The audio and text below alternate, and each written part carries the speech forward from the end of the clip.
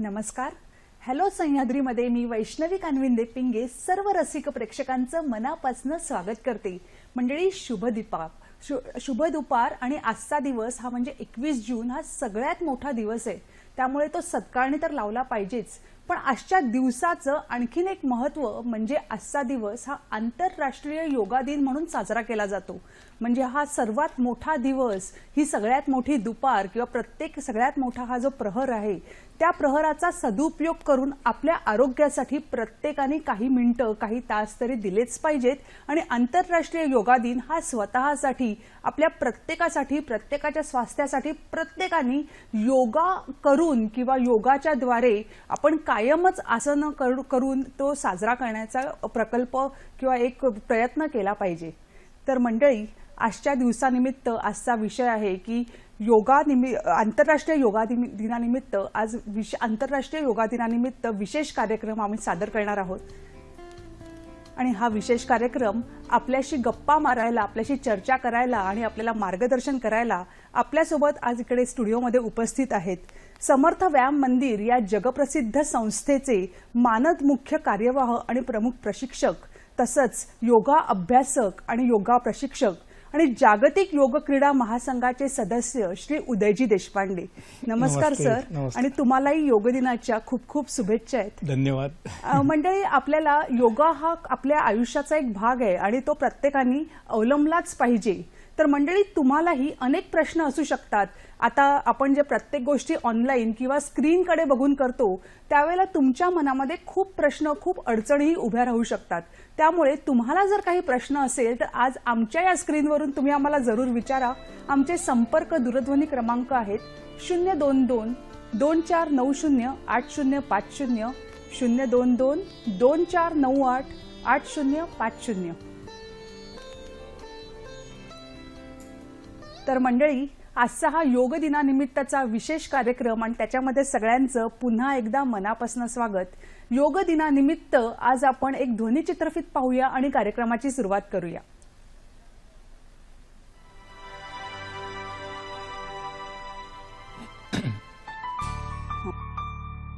मंडळी, भारताची ओळख असलेली योग साधना आता आंतरराष्ट्रीय स्तरावर संयुक्त राष्ट्रांनी 21 जून हा दिवस आंतरराष्ट्रीय योग दिन म्हणून स्वीकारला आहे. आणि आज भारताची योग साधना जगाच्या पाठीवर पोहोचली आहे. भारतीय संस्कृतीमध्ये योगासनाला सर्वोत्कृष्ट मानलेलं आहे.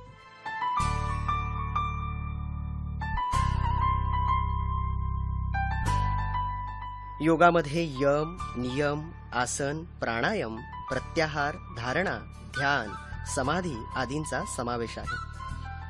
सप्तचक्रामध्ये मूलाधार चक्रावर सहजरित्या ऊर्ध्व शक्ती समाविष्ट झाल्यानं समाधीस्थ अवस्था सहज प्राप्त होते. त्यामुळे पाण्यातील आसनांना विशेष महत्त्व प्राप्त झाले आहे.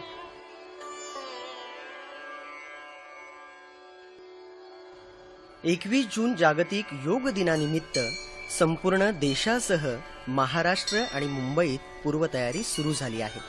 यामध्ये मल्लखांबपट्टू उदय देशपांडे यांच्याशी केलेला संवाद.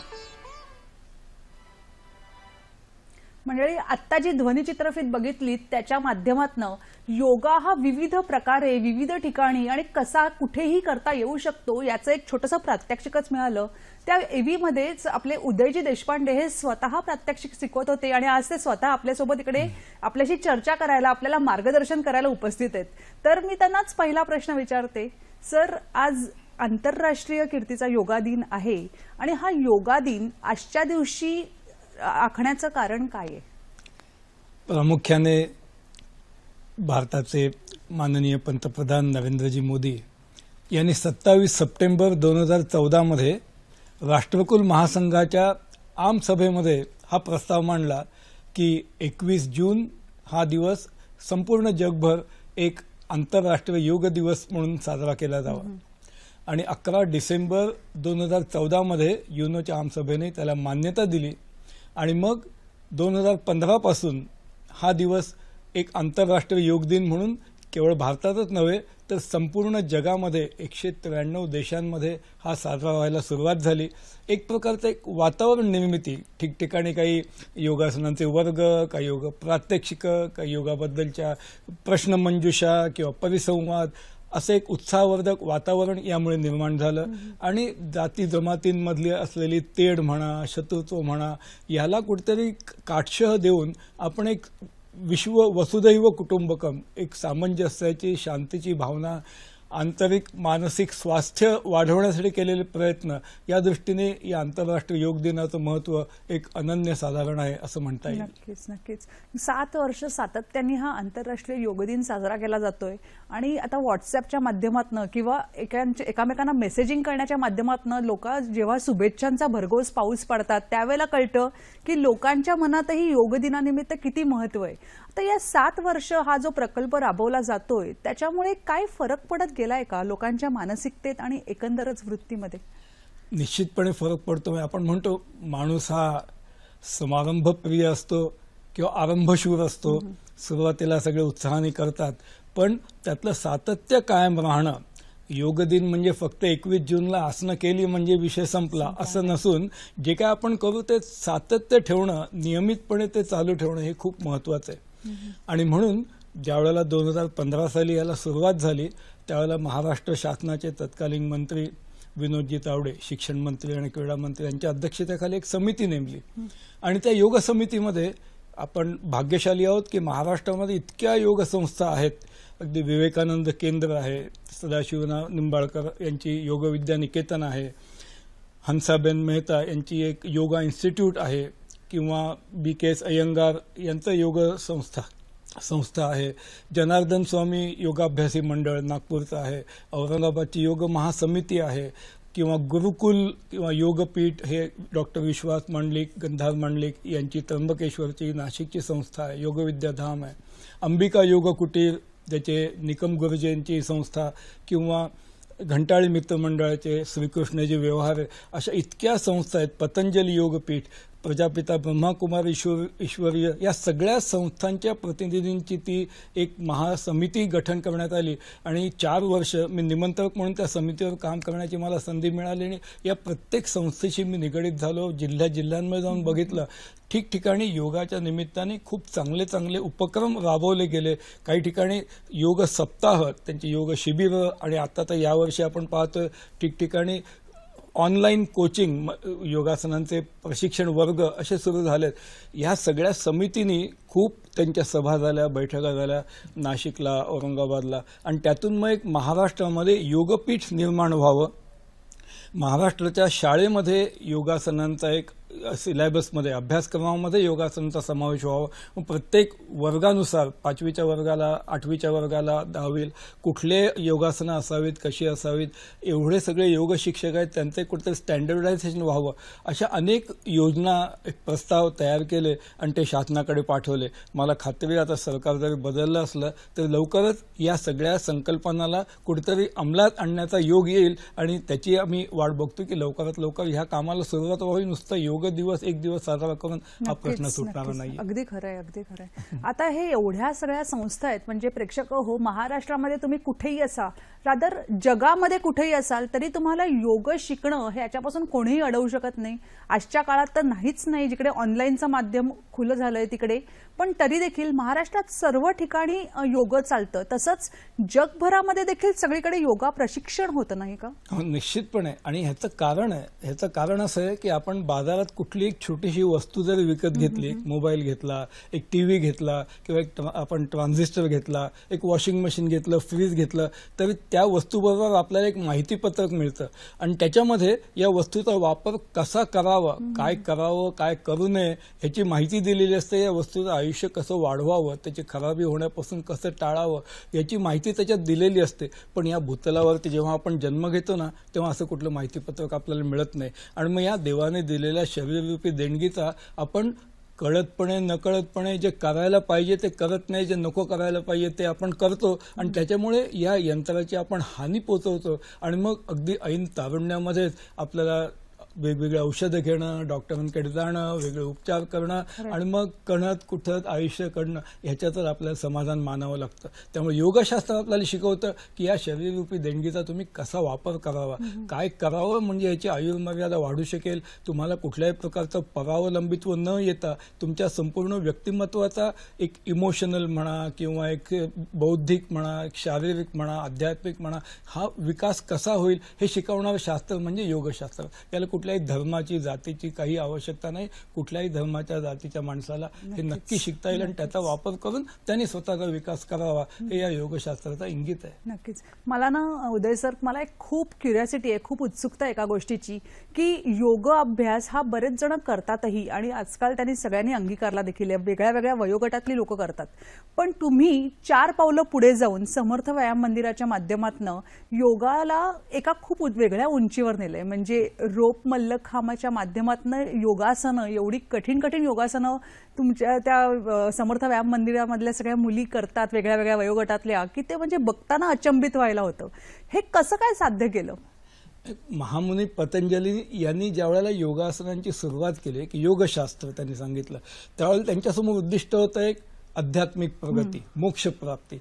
म्हणजे यम, नियम, आसन, प्राणायाम, प्रत्याहार, धारणा, ध्यान, समाधी अशा 8 पायऱ्या त्यांनी सांगितल्या. परंतु कालांतराने असं लक्षात आलं, ज्यावेळेला वैद्यकीय शास्त्रातून योगाचा सुरुवात झाली त्यावेळेला स्वतःला कुठल्याही रोगापासून मुक्ती ठेवण्यासाठी, म्हणजे याच्यामध्ये डायबिटीस असेल, ब्लड प्रेशर असेल किंवा हृदयविकार असेल किंवा इन्सोमनिया असेल किंवा कॉन्स्टिपेशन असेल, याच्यापासून या व्याधीमुक्तीसाठी कुठली आसनं करावी. आता पडद्यावर दिसतंय तो देखील योगाच्या एक मॉडिफिकेशनचाच प्रकार आहे ना. तर आम्ही त्याच्यामध्ये लहान मुलांना कसं योगासनं शिकवावेत आणि कोणत्या दृष्टीने त्यांनी योगासनांचा अवलंब करावा याच्यासाठी योग मनोरे याला सुरुवात केली. म्हणजे त्याच्यामध्ये विविध आसन कृती एकत्रित करून त्यातून एक आकर्षक अशी प्रतिकृती सादर केली दाखवायची. म्हणजे प्रत्येक स्थिती एक आसन स्थिती आहे, पण त्यांचा एक सामूहिक आविष्कार त्याच्यामध्ये एक संघभावना आहे, त्याच्यामध्ये टीम स्पिरिट किंवा कोऑर्डिनेशन आहे, स्वतःच्या शरीरावर ताबा आहे, मानसिक एकाग्रता आहे आणि हे सगळं प्रेझेंटेशन, त्याचं सादरीकरण सुंदर अशा संगीतमय पार्श्वभूमीवरती करणं हे नेत्रसुखकारक आहे, बघायलाही छान वाटतं आणि शरीराची लवचिकता वाढते, स्नायूंवरील ताबा वाढतो आणि मनाचा आत्मविश्वास निर्माण होतो. केवढी लहान लहान वयाच्या मुली आहेत, म्हणजे एवढ्या लहान मुली एवढ्या लहान वयामध्ये एवढं कमवू शकतात, ही खरंच कौतुकाची गोष्ट आहे. हे योगासनांचं वैशिष्ट्य आहे की योगासनामध्ये अगदी लहान मुलांपासून ते प्रौढांपर्यंत, वृद्धांपर्यंत सगळ्यांना करता येतं. त्यासाठी विशिष्ट काही जागेची किंवा काही मैदानाची किंवा क्रीडा साहित्याची कसली आवश्यकता नाही. आपल्या घरामध्ये, गच्चीमध्ये, मैदानामध्ये किंवा आपण साध्या आपल्या बेडरूममध्ये सुद्धा आसनं करू शकू, अशा प्रकारची आसनं असतात.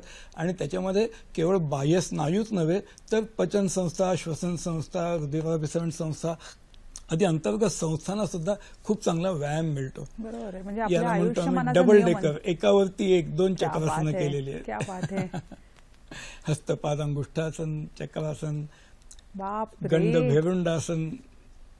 ह्याच्यामध्ये हे जी आसनं आहेत ह्याच्यामध्ये लवचिकता तर आहेच, पण त्याच्याही पलीकडे जाऊन तुमचं लक्ष केंद्रित करणं ही खूप मोठी गोष्ट आहे ना. मनाची एकाग्रता आणि एका आसनातून दुसऱ्या आसनांमध्ये जाण्याची त्याची क्रमाने ते करणं, याच्यासाठी एक मानसिक जे धारणा लागते ती ह्याच्यामध्ये खूप चांगल्या प्रकारे. या मुलांना नक्कीच खूप फायदा होत असेल या आसनांचा. म्हणजे आम्ही असं म्हणतो ना की जी 35-40% मिळवणारी मुलं असतात त्यांनी नित्यनियमित योगासनांचा जर सराव केला तर ते 85-90 पर्यंत सुद्धा जाऊ शकतात. एवढा त्यांचा बुद्ध्यांक वाढतो आणि ह्याला शास्त्रीय संशोधनाचा आधार आहे की योगासनं केल्यामुळे तुमच्या या ग्रहण शक्ती म्हणा, आकलन शक्ती किंवा स्मरण शक्ती ह्याच्यामध्ये कशी वाढ होत जाते हे शास्त्रीयदृष्ट्या सिद्ध झालेलं आहे. बरोबर आहे. आता ही योगासनं ज्या वेळेला ही मुलं करतात आणि ही कठीण म्हणजे नुसती योगासनं करणं ही वेगळी गोष्ट, पण जेव्हा असे मनोरे रचतात किंवा मगाशी पण आपण बघितलं की पाण्यामध्ये योगासनं करत होते काही लोक,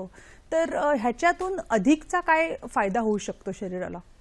हा, प्रामुख्याने मनाचा आत्मविश्वास वाढणं, मनाच्या सगळ्या त्याला आपण न्यूरोमस्क्युलर कोऑर्डिनेशन म्हणतो याचा लाभ होणं आणि एक एकाग्रता, मानसिकता ही वाढणं, म्हणजे अगदी अंध मुली, मूकबधिर मुलं मुली यांना सुद्धा योगासनं शिकवल्यानंतर त्यांच्यामध्ये सुद्धा आमूलाग्र असा बदल दिसून आणि आपण काहीतरी वेगळं करू शकतो हा आत्मविश्वास देखील येतो नाही निश्चित. का? आणि एवढंच नव्हे, कुठल्याही खेळामध्ये ज्या मूलभूत शारीरिक कुवती लागतात त्या सगळ्या योगासनांमुळे डेव्हलप होतात. नक्कीच, म्हणून आजकाल आपण बघितलं तर अनेक प्रगत देशांच्या विविध क्रीडा संघांमध्ये सुद्धा योग प्रशिक्षकाची नियुक्ती केली जाते, कारण एखादा खेळ खेळताना ठराविक स्नायूंना तुम्ही वापरत असता. या विषयाकडे मला यायचंच आहे, कारण ह्याच्याबद्दल मला तुमच्याकडनंच खूप डिटेल माहिती, कारण अनेक मुलं अशी असतील की ज्यांना ही माहिती खूप उपयुक्त ठरू शकेल.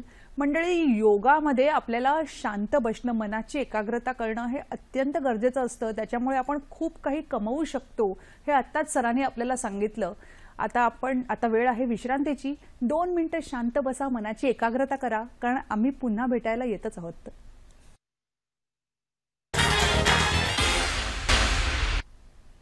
मंडळी नमस्कार. हॅलो सह्याद्रीतर्फे या आंतरराष्ट्रीय योग दिनानिमित्त सर्व प्रेक्षकांना मनापासून शुभेच्छा देते आणि पुन्हा एकदा आपल्या या कार्यक्रमाकडे वळते, कारण इतकी माहिती, इतकं ज्ञान आपल्याला या कार्यक्रमाद्वारे मिळतंय की त्याच्यामुळे आपल्याला नक्कीच फायदा होऊ शकतो. सर, आता आपण ज्या विषयाशी चर्चा करत होतो ते वेगळे वेगळे योग प्रकार आहेतच, पण एक अनोखा योग प्रकार मी बघितला, ते दीप, जल आणि यांचा वापर करून केलेला योग प्रकार. याविषयी काही सांगा ना आम्हाला. हा, मगाशी म्हटलं असं, महामुनी पतंजलींनी मोक्षप्राप्तीसाठी जेव्हा योगासनांना सुरुवात केली, त्यानंतर थोडा वैद्यकीय दृष्टिकोन आला. जेव्हा नोकरी करणाऱ्या महिलांची संख्या वाढली तेव्हा त्यांचा बांधा प्रमाणबद्ध ठेवण्यासाठी त्यांना योगासनांची आवश्यकता वाटायला लागली. To develop your bust line, to reduce your waist line, किंवा उंची वाढवणं, पोट कमी करणं. पण लहान मुलांना शिकवताना हा एक क्रीडात्मक किंवा स्पर्धात्मक दृष्टिकोन हा आपण समोर ठेवला, की ज्याला जलदीपासना, एक कपाळावरती काचेचा ग्लास, त्याच्यामध्ये थोडंसं पाणी आणि त्याच्यामध्ये जळती मेणबत्ती आणि कपाळावरती या ग्लासचा तोल सांभाळून दाखवलेली आसनं, म्हणजे हात सुद्धा न लावता वेगवेगळ्या आसन स्थिती धारण करणं आणि त्याच्यामध्ये मध्ये डोक्यावरती उभं राहणं, शीर्षासन सुद्धा करून दाखवणं. आणि या जगामध्ये इतक्या ठिकाणी यांची प्रात्यक्षिका झाली आहेत. जर्मनीमध्ये, अमेरिकेमध्ये, इंग्लंडमध्ये आणि सगळ्या ठिकाणी लोकांनी अक्षरशः आ वासूनही प्रात्यक्षिक बघितले आणि खूप या क्षणाला मी आ वासून बघते. खरंच हे खूप म्हणजे स्किल म्हणतात किंवा एक त्याच्यामध्ये कसं बसावं लागतं नाही का? मनाची पण हे सगळ्यांना करता येतं की काही विशेष गुण असावे लागतात? सरावाने वाढवू शकतो आपण ज्या कुवती आपल्यामध्ये नाही आहेत. म्हणजे त्याच्यामध्ये शरीराची लवचिकता असेल म्हणा, किंवा स्नायूंवरील ताबा आहे म्हणा, किंवा स्ट्रेचिंग आहे, त्याच्यामध्ये वेगवेगळी ही आसनं करणं, की नौकासन, दोन्ही हातांनी पायाचे घोटे पकडणं, किंवा हे चक्रासन ज्याच्यामध्ये हाताच्या पंजावरती आणि पायाच्या पंजांवरती संपूर्ण शरीराचा तोल राखून पाठीच्या कण्याची लवचिकता दाखवणं, backward bend of the body. आणि कपाळावरती पाण्याने भरलेला ग्लास तसाच आहे, त्याला कुठेही धक्का नाही. हा ग्लास म्हणजे दीप आहे, त्याच्यात पाणी आहे आणि कुठेही तो ग्लास न हलता, न डळमळता, आसनांमध्ये देखील कुठेही चूक नाहीये, किंवा त्याच्यामधली जी काटेकोरता आहे ती तर अगदी वाखणण्यासारखी आहे. उत्थित एकपादासन, उत्थित द्विपादासन आणि दोन्ही पाय डोक्यावरती सरळ रेषेत नेऊन एक समलंब स्थितीमध्ये केलेलं सर्वांगासन. आणि खरी गंमत त्याच्यानंतर आहे की पाठीमागे जाऊन डोक्याच्या पलीकडे पाय जमिनीला टेकवून दाखवलेलं हलासन, आणि त्या हलासनामधूनच हात पाठीमागे नेऊन समोर श्वानासन, आणि त्याच वेळेला कपाळावरचा ग्लास गायब, हात न लावता. बापरे. आणि त्यातूनच कुठे गेला आपण? हे मी जादू म्हणतो की दोन्ही मांड्यांमध्ये ग्लास पकडलेला आहे आणि डोक्यावरती त्या क्षणी तो लगेच मांड्यांमध्ये देऊन पकडणं, शीर्षासनाच्या स्थितीत जाणं आणि त्यातून पुन्हा हलासनाच्या स्थितीला परत येणं आणि हात न लावता ग्लास कपाळावरती परत आणणं. क्या बात आहे. म्हणजे मला असं मनापासून टाळ्या वाजवाव्याशा वाटतात आता, इतकं सुंदर हे प्रात्यक्षिक आहे. आजच्या दिनानिमित्त खरंच एक मेजवानी दिलीत तुम्ही सर आम्हाला, असं इतकं उत्तम प्रात्यक्षिक दाखवून. हे कुठेतरी आपल्या भारतीय संस्कृतीमधला एक अविभाज्य भाग आहे की ज्याच्यामध्ये भारतासाठी तुम्ही हा जो एक क्रीडा प्रकार आणि योगाच्या माध्यमातून हा जो क्रीडा प्रकार तुम्ही जो निर्माण केलाय आणि जो जगभरामध्ये तुम्ही त्याचा प्रचार केलाय त्याच्यामुळे आपल्या भारतीयांसाठी एक मान उंचावली गेली आहे, हे नक्कीच मला तुम्हाला सांगावंसं वाटतं. खूप अशा गोष्टी आहेत की ज्या भारतामध्ये आहेत, भारतात सुरू झालेल्या आहेत आणि त्या जगभरात पोहोचवणं आपलं कर्तव्य आहे. आज आंतरराष्ट्रीय योग दिनाच्या निमित्ताने मला असं नक्की सांगावंसं वाटतं की यामुळे ह्या आपल्या भारतीय संस्कृतीतल्या गोष्टी या बाकीच्या देशांमध्ये जाणार आहेत आणि लोक त्याच्या मागे त्यांना याला जोडूनच मला आनंद तुम्हाला होणार. असा प्रश्न विचारावा असं वाटतो की आता हे एक क्रीडा प्रकार आहे आणि जसं तुम्ही ज्या आता जागतिक योग क्रीडा महासंघटनेचे सदस्य आहात आणि त्याद्वारे अनेक गोष्टी उपक्रम करू शकता, तर ही योग क्रीडा संस्था नेमकी काय करते? हा, प्रामुख्याने काय जगामध्ये सुद्धा योगासनांचे खूप महासंघ आहेत.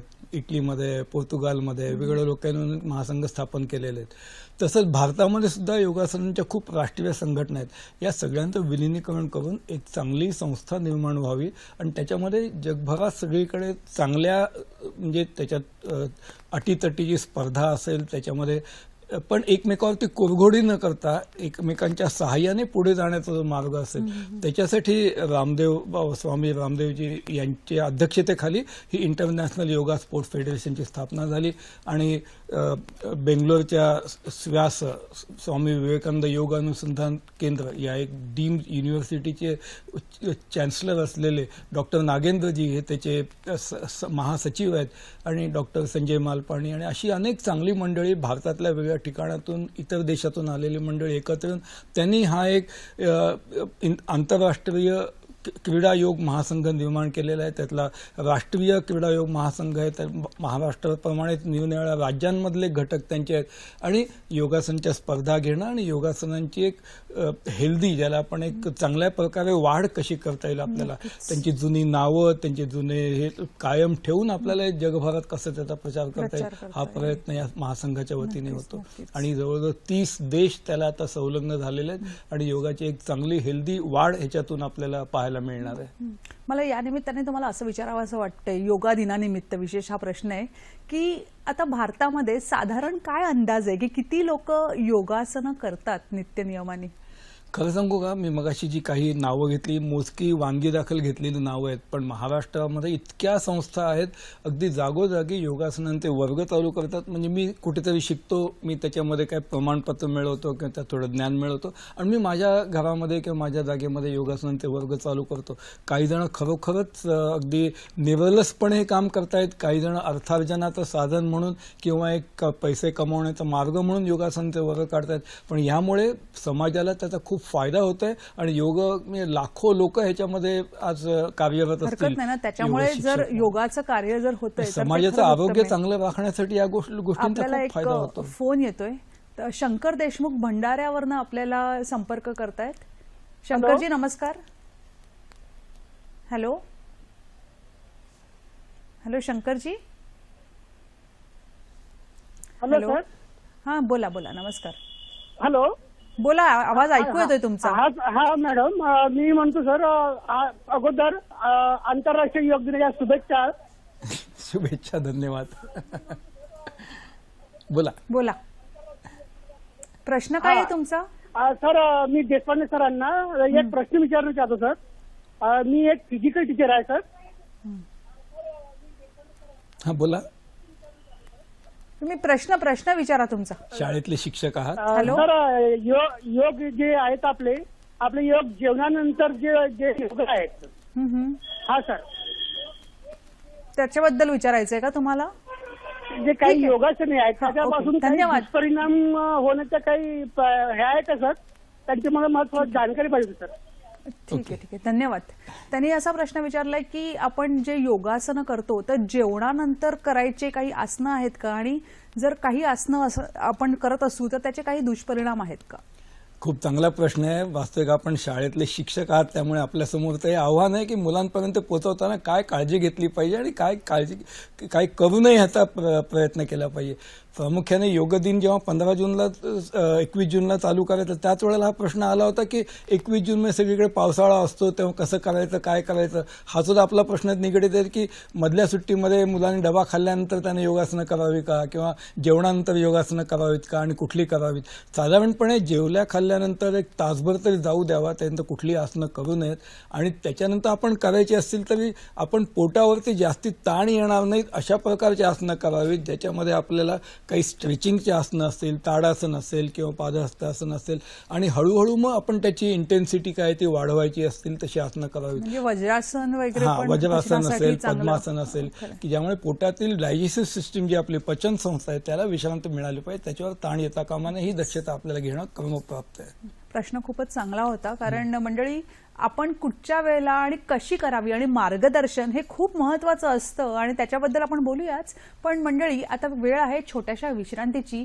आपण पुन्हा भेटूया, पुन्हा खूप सारे प्रश्न घेऊन या. मला देखील खूप प्रश्न आहेत पण घेऊयात हा छोटासा ब्रेक.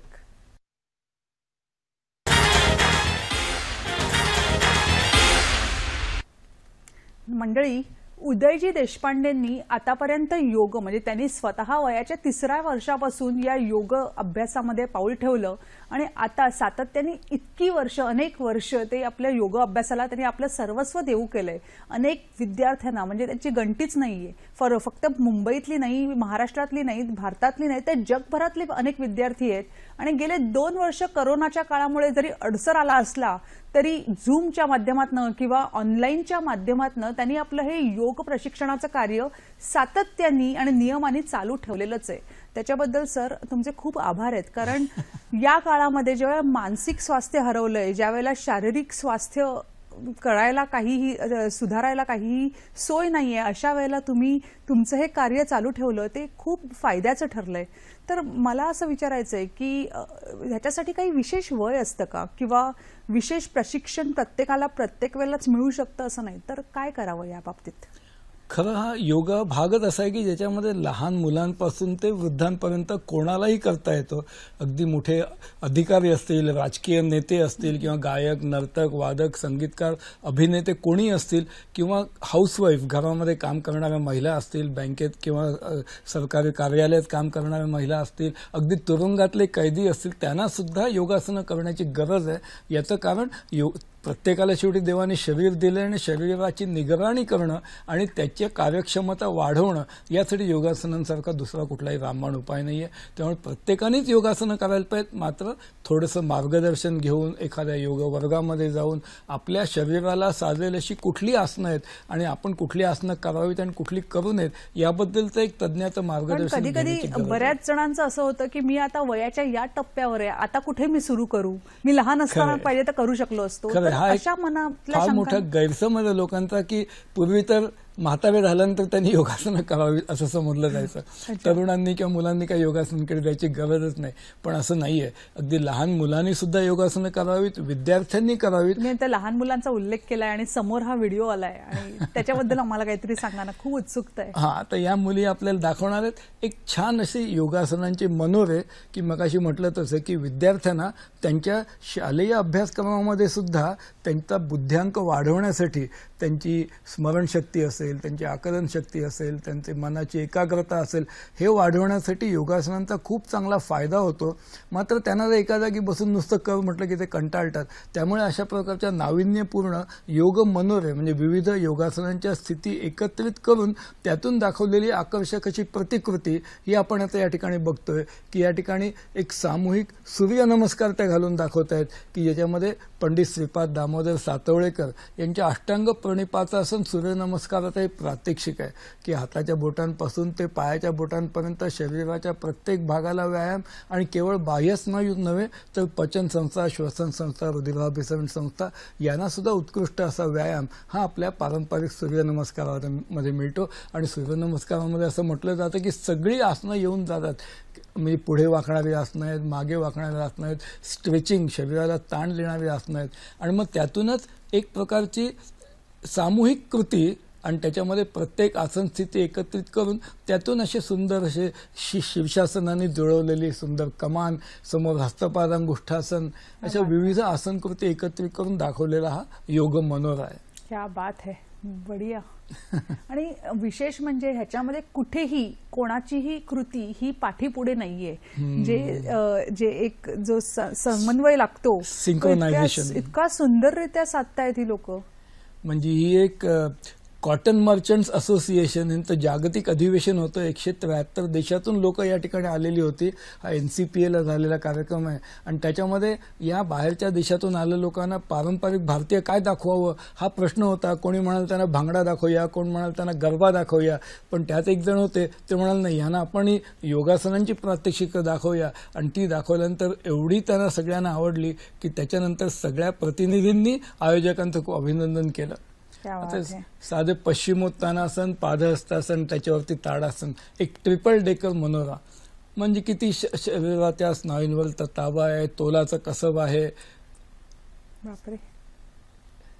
म्हणजे आता अशी एखादी साधना आपल्याला यायला कमीत कमी काही वर्ष लागू शकतात, पण हे एवढी छोटी छोटी मुलं आहेत म्हणजे नेमके किती वेळ लागतो त्यांना हे सगळं शिकायला आणि आत्मसात करायला?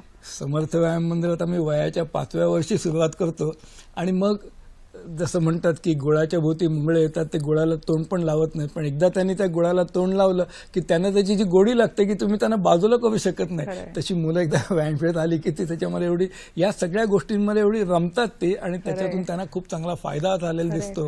म्हणजे एखाद्या मोठ्या भावाने काही केलं किंवा बहिणीने केलं की आई म्हणते धाकट्या भावाला सुद्धा तिकडे पाठव, कारण त्याच्यात झालेले बदल मला दिसलेले आहेत, तर धाकट्यामध्ये पण ते व्हायला पाहिजे. नाही, आणि अशा प्रकारची आसनं ही करणं खूप आवश्यक असतं, कारण या आसनांमुळे मानसिक स्वास्थ्य पण तुमचं खूप चांगलं राहू शकतं.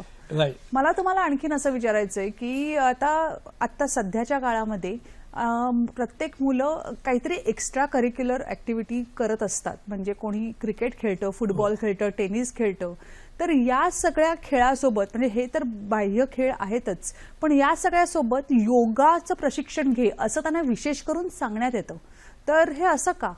याचं कारण असं आहे की कुठल्याही खेळामध्ये काही वेळेला एक ठराविक स्नायू वापरले जातात. संपूर्ण शरीराला कधी व्यायाम मिळेलच असं नाही. म्हणजे आपण क्रिकेट खेळत असलो, बॉलर असतो तर उजव्या हातानेच आपण बॉलिंग करणार, किंवा बॅट्समन असेल तर उजवीकडनं मारणार, किंवा इव्हन फुटबॉलपटू असतील तर एखादा पाय जास्त स्ट्रॉंग असतो, किंवा टेनिस खेळताना किंवा टेबल टेनिस खेळताना उजव्या हाताने खेळत असतील. पण योगासनांमध्ये हा दोन्ही बाजूनी बायलॅटरल ज्याला आपण म्हणतो असा व्यायाम होतो. जेवढा हा डाव्या बाजूला व्यायाम होतो तेवढाच उजव्या बाजूला होतो, आणि त्यामुळे मेंदूचे दोन्ही लोब्स जे आहेत की राईट अँड लेफ्ट दोघांनाही उत्कृष्टपणे कार्यान्वित ठेवलं जातं, आणि त्याचा तुमच्या संपूर्ण आयुष्यामध्ये सकारात्मक आपल्याला बदल झालेला दिसतो.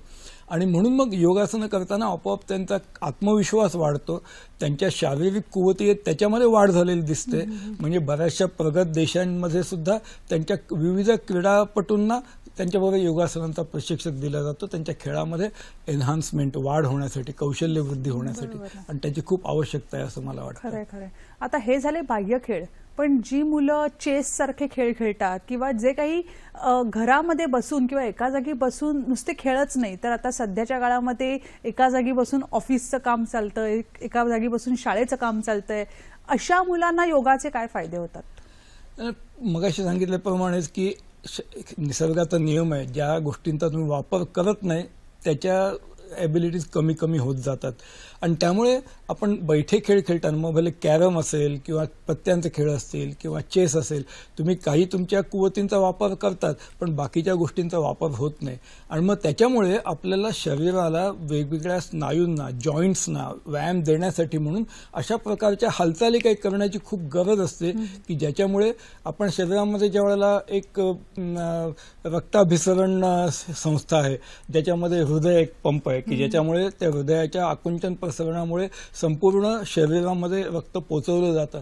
पण त्याचबरोबर आपल्याकडे शरीराची इम्युनिटी सिस्टीम वाढवण्यासाठी म्हणून ज्या टॉन्सिल्स आहेत किंवा थायमस आहे किंवा स्प्लीन आहे, यांना एक उत्तेजन देण्यासाठी म्हणून काही हालचाली कराव्या लागतात. या लिम्फॅटिक सिस्टीमला आपल्याकडे कुठे पंप नाहीये. आपण केलेल्या हालचाली ज्या आहेत, कृती आहेत, त्यातूनच त्यांना ऍक्टिव्हेट केलं जाणार आहे, त्यांना चालना मिळणार आहे, आणि मग त्यातून आपलं आरोग्य चांगलं राखलं जाऊ शकणार आहे. म्हणून शरीराला पुढच्या दिशेला वाकणं, मागच्या दिशेला वाकणं, उभ्या स्थितीमध्ये काही करणं, बसून काही गोष्टी करणं, किंवा पाठीवर झोपून किंवा पोटावरती झोपून करणं, करणं याची अत्यंत गरज आहे. म्हणजे त्यामुळे आपल्या या लिम्फॅटिक सिस्टीममुळे शरीराची इम्युनिटी वाढते, रोगप्रतिकारक शक्ती वाढते आणि विविध आपल्या कुवतींचाही विकास होतो. आपल्याला एक फोन कॉल येतोय. नाशिकवरनं निलेश जाधव आपल्याशी संपर्क करतायत. निलेशजी नमस्कार. हॅलो. नमस्कार मॅडम. नमस्कार. प्रथम आंतरराष्ट्रीय योग दिवसाच्या तुम्हा दोघांना शुभेच्छा. तुम्हाला सर नमस्कार. सर माझा प्रश्न हा होता की योगासन आणि प्राणायाम हे असं खूप ठिकाणी ऐकलं की एकाच वेळी करू नये, त्याच्याबद्दल जरा मार्गदर्शन करा. आणि दुसरं की माझं वय 29 आहे. 1.5 वर्षापासून मी सूर्यनमस्काराचा नियमित व्यायाम करत आहे. बट वेट लॉस साठी त्याचा आणखी चांगल्या पद्धतीने कसा उपयोग करू शकतो याबद्दल तुम्ही प्लीज मार्गदर्शन करा. धन्यवाद. चांगला प्रश्न आहे. धन्यवाद निलेशजी. निलेशजीने 2 प्रश्न विचारलेत. तर त्याच्यामध्ये त्यांनी पहिला प्रश्न त्यांनी विचारलाय, त्याचं उत्तर आपण पहिलं देऊ का? प्राणायाम आणि योगासन ही एका वेळेला करू नयेत असं त्यांचं म्हणणं आहे. खरं योगासनांमध्ये अनेक गोष्टी येतात, ज्याच्यामध्ये षटक्रिया आहेत म्हणा, किंवा ज्याच्यामध्ये सूर्यनमस्कार आहेत म्हणा, ज्याच्यामध्ये आसनं आहेत म्हणा, आणि प्राणायाम सुद्धा आहे. शेवटी प्राण हा तर शरीराचा अत्यंत एक महत्त्वाचा भाग आहे. आपण असं म्हणतो की शेवटी त्यांनी शेवटचा श्वास घेतला, म्हणजे त्या श्वासावरती आपलं अख्खं आयुष्य अवलंबून आहे, जीवन अवलंबून आहे. त्यामुळे श्वासोच्छवासावरचं नियंत्रण म्हणजे प्राणायाम. आणि म्हणून तो करण्यासाठी आपल्याला जर आपण फार धावून आलो असो किंवा फार एक्सरसाइज केले असतील, हार्टबीट्स वाढले असतील, अशा वेळेला थोडं शवासन करावं, शांत व्हावं आणि मग प्राणायामाकडे जावं, ही जास्ती चांगली बाजू आहे. आणि प्राणायामामध्ये सुद्धा पहिल्यांदा दीर्घ श्वसन करावं, त्यानंतर आपण कपालभाती करावी, त्याच्यामध्ये श्वसन द्रुतगतीने होईल, त्यानंतर अनुलोम विलोम करावा, मग भ्रामरी प्राणायाम करावा. म्हणून कुठलंही यूट्यूबवरती बघितलं किंवा कुठल्या तरी मोबाईलवरती बघून, व्हॉट्सॲपवरती बघून केलं ह्याच्यापेक्षाही एखाद्या योग वर्गात जाऊन चांगलं प्रशिक्षण घ्यावं आणि मग आपण स्वतःहून आपला क्रम त्याच्यात ठरवावा आणि त्याप्रमाणे करावं असं मला वाटतं. नक्कीच. त्यांचा दुसरा अजून एक प्रश्न होता, तर त्याच्याविषयी तुम्ही जरा सांगा ना. त्यांनी वेट लॉससाठी विचारलं होतं. वेट लॉससाठी प्रामुख्याने शरीरातली चरबी कमी होण्यासाठी म्हणून आपल्याला जी आसनं करता येतील, मग जे पाठीवरती झोपून आपण नुसतं एक पाय उचलणं, खाली आणणं, दुसरा पाय उत्थित एकपादासन, उत्थित द्विपादासन, किंवा दोन्ही पाय उचलून गुडघे पोटाकडे घेऊन हाताने गुडघ्यांना मिठी मारून आपण द्विपाद पवनमुक्तासन करणं, या गोष्टी करून आपली एक्सेस फॅट जे आहे ते कमी होईल. गेले 1.5 वर्ष सातत्याने सूर्यनमस्कार करतायत. सूर्यनमस्कार तर खूप चांगला व्यायाम आहे. म्हणजे अशी म्हटल्याप्रमाणे बरीचशी आसनं या सूर्यनमस्कारमध्ये येऊन जातात. फक्त महत्त्वाचं एवढंच आहे की नित्य नियमाने करणं हे खूप गरजेचं आहे.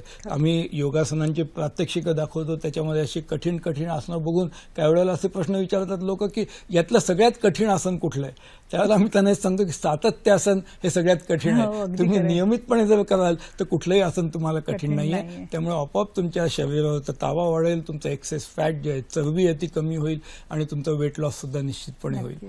धन्यवाद. मंडळी, अशी ही चर्चा अशी रंगणार आहेच. अजूनही खूप प्रश्न आहेत तुमच्याही मनात, माझ्याही मनात. ऐकूयात हॅलो सह्याद्रीच्या माध्यमातून, पण तुर्तास घेऊयात एक छोटीशी विश्रांती.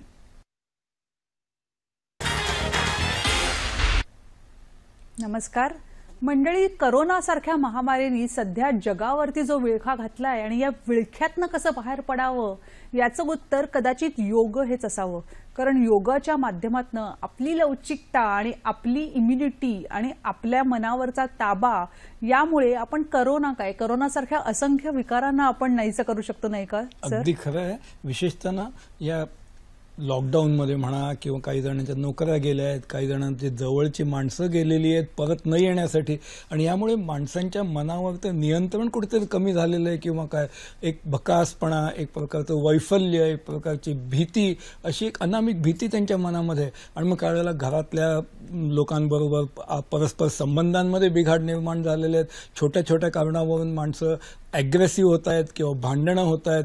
ह्या सगळ्यावरती एक उत्तम औषध म्हणजे योगासन आहेत की जे स्वतःच्यावरती नियंत्रण ठेवणं आणि आपल्या भावभावनांवरचं नियंत्रण वाढवणं आणि कुठल्याही प्रकारची स्वतःला व्याधी न होण्यासाठी म्हणून आपण स्वतःला योगासनांमधून आपल्या छोट्या छोट्या तक्रारी ज्या असतील त्या दूर करण्यासाठी प्रयत्न करणं, ह्या सगळ्यासाठी योगासनांचा नियमितपणे सराव करण्याची खूप गरज आहे, विशेषतः या काळामध्ये, असं मला वाटतं. मग ते अगदीच खरं आहे.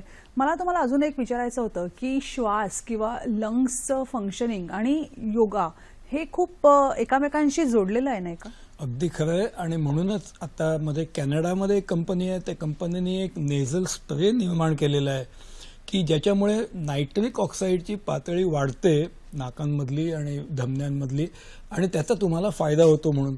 पण आपल्याला डॉक्टर गंधा मांडलिक, जे आता ऑस्ट्रेलियामध्ये सुद्धा सिडनी या ठिकाणी योगासनांवरती रिसर्च करतायत, त्यांनी पण अशी अनेक उदाहरणं दिली आणि काही क्लिनिकल ट्रायल्स चालू आहेत की ज्याच्यामध्ये आपण भ्रामरी प्राणायाम जो करतो, म्हणजे असं हाताच्या अंगठ्याने कान बंद करणं, डोळे बोटाने बंद करणं आणि मोठा दीर्घ खोल श्वास घेणं आणि ओंकार करणं, त्याच्यामध्ये ओम म्हणताना उ आणि म ह्याचे उच्चार, आणि मग ते म म्हणताना आपण आपोआप आपल्या शरीरामध्ये नायट्रिक ऑक्साईडची पातळी वाढते, असा एक दावा आहे. आणि मग बाहेरून काही औषधं घेण्याऐवजी आपण या नियमित योगासनांच्या कृती करून सुद्धा या गोष्टी साध्य करू शकतो. आणि त्याचा जर फायदा होत असेल कुठल्याही प्रकारच्या खर्चाशिवाय, तर ते आपण लोकांपर्यंत पोहोचवण्याची गरज आहे. खरं. आज योगासनांमध्ये हे सामर्थ्य आहे की त्याच्यामध्ये अगदी तरुण वयातल्या मुलींना एखाद्या चेहऱ्यावरती पुटकुळी आली तरी सुद्धा त्यांना अस्वस्थ वाटल्यासारखं होतं, पण योगासनांमध्ये सामर्थ्य आहे की ते दूर करणं, किंवा डोक्यावरचे केस कमी होत असतील.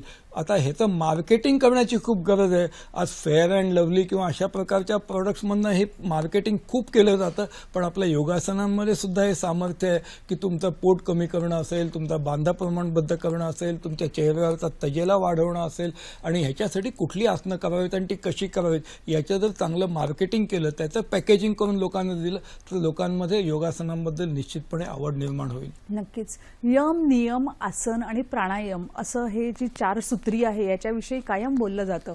आसन आणि प्राणायाम याच्याविषयी आपण बोललो, यम आणि नियम या 2 शब्दांचा काय अर्थ आहे? म्हणजे मगाशी म्हटलं तसं की योगासनं कुठल्याही एखाद्या जातीला, धर्माला किंवा ह्याला निगडीत नाही. It is a way of living. आपल्या जगण्याची एक शैली म्हणजे योगासन आहेत. मग आपण स्वतः कसं वागावं, स्वतःच्या शरीराबरोबर कसं वागावं, आणि आपलं इतरांशी असलेलं जे काही रिलेशन आहे, समाजाबद्दल असलेली आपली जागरूकता आहे, त्याच्यासाठी काय करावं, हे यम आणि नियममध्ये खूप चांगल्या प्रकारे दिलेलं आहे. फक्त आपण त्याचा वाचन केलं पाहिजे, त्याचा अभ्यास केला पाहिजे आणि त्याचं अनुकरण केलं पाहिजे, ज्याच्यामुळे स्वतःलाही फायदा होईल आणि संपूर्ण समाजालाच त्याचा फायदा होईल. एक चांगलं आयुष्य जगण्यासाठी, म्हणून एक आपल्याला जगण्याचा क्वालिटी ऑफ लाईफ सुधारण्यासाठी खूप चांगला फायदा होतो. अभ्यासाचा विषय तुम्ही काढला आहेतच, म्हणून मी तुम्हाला असा प्रश्न विचारते की आता या योगामध्ये काही असा विशेष अभ्यास आहे का, किंवा त्याच्यामध्ये करिअर म्हणून पूर्ण वेळ बघता येईल अशा काही संधी आणि काय प्रशिक्षण असू शकतं? खरं नाही, योगशास्त्र जे आहे ना, हे अथांग आहे. तुम्ही जेवढा त्याचा अभ्यास कराल ना तेवढा कमीच आहे. आणि मग मला आठवतं एक उदाहरण की एक केरळामधले एक मनोज कैमाल नावाचे गृहस्थ होते की जे CA होते, आणि त्यांनी मलेशियामध्ये जाऊन त्या ठिकाणी एक नोकरीचा अर्ज केला होता. त्यांना तिकडे नोकरी मिळाली आणि CA म्हणून ते कामाला तिकडे गेले. पण ते लहानपणापासून योगासनं करायचे, त्यांनी योगासनाचं प्रशिक्षण घेतलं होतं. तिकडे गेल्यानंतर त्यांनी मलेशियामध्ये योगासनांचं प्रशिक्षण वर्ग एक केंद्र सुरू केलं, आणि त्या केंद्राला हळूहळू इतके विद्यार्थी त्यांना मिळाले की नंतर त्यांना CAच्या नोकरीकडे लक्ष द्यायला वेळ मिळाला नाही. मग त्यांचं लग्नही झालं, त्यांची बायकोही या योग क्षेत्रातलीच होती, ती पण त्यांना जॉईन झाली आणि त्यांनी ते योग वर्ग वाढवले. त्यांनी नोकरीचा राजीनामा दिला आणि ते दोघे मिळून फक्त योगासनांचं त्याकडे प्रशिक्षण ठेवू लागले. त्याच्यामध्ये आनंद पण किती असते ना, जे आपल्याला आवडतं आणि जे आपल्याला योग्य आहे ते आपण करतोय. अशा संधी आज खूप आहेत देशामध्ये, विदेशामध्ये. फक्त तुम्ही जेवढा अभ्यास कराल, स्वतःच स्टँडर्ड ज्याला आपण म्हणतो, स्वतःचा दर्जा जेवढा वाढवाल, आणि मग लोकांकडे देण्यासाठी तुम्ही जेवढे, स्काय इज द लिमिट आपण असं म्हणतो, तर इतक्या ठिकाणी या संधी आहेत. तुम्हाला एखाद्या शाळेमध्ये, एखाद्या कॉलेजमध्ये किंवा तुमच्या एखाद्या जागेमध्ये योगासनांचे वर्ग सुरू करून त्याच्यासाठी तुम्ही जास्तीत जास्त किंबहुना जिकडे सध्याच्या काळामध्ये जिकडे नोकरीची विवंचना निर्माण झाली आहे, जॉब जात आहेत, तिकडे योगावरती लक्ष केंद्रित करून उत्तमरित्या स्वतःला एज्युकेट करून तुम्ही योगा करिअर म्हणून घेऊ शकताच, नाही का? अगदी नक्की. आणि केंद्र शासनाने पण ह्याच्यासाठी खूप योजना केलेल्या आहेत. त्याच्यामध्ये मोरारजी देसाई म्हणा किंवा अशा वेगवेगळ्या संस्था आहेत की ज्या संस्थांमध्ये योग प्रशिक्षणाचे वर्ग चालतात आणि त्यातून प्रमाणित योग अभ्यासक्रम पूर्ण करून योग शिक्षक निर्माण केले जातात आणि मग त्यांना ठिकठिकाणी पाठवलं जातं. जसं विवेकानंद केंद्रातून तयार झालेले मनोज ठाकूर हे सिंगापूरमध्ये जाऊन त्या ठिकाणी योगासनांचे वर्ग चालवतात. म्हणजे विदेशात तर याला खूप मागणी आहेत, पण आपल्या देशामध्ये सुद्धा अगदी ग्रामीण भागामध्ये सुद्धा योगासनांचा प्रचार करण्यासाठी एक फुल टाइम जॉब म्हणून सुद्धा तुम्हाला तो करता येईल, एवढी अपॉर्च्युनिटी निर्माण झाली. अगदी नक्कीच. आणि आता मोठ्या मोठ्या कंपन्या देखील आपल्या कंपनीमध्येच योगा प्रशिक्षणाचे वर्ग वगैरे राबवले जातातच की. होय.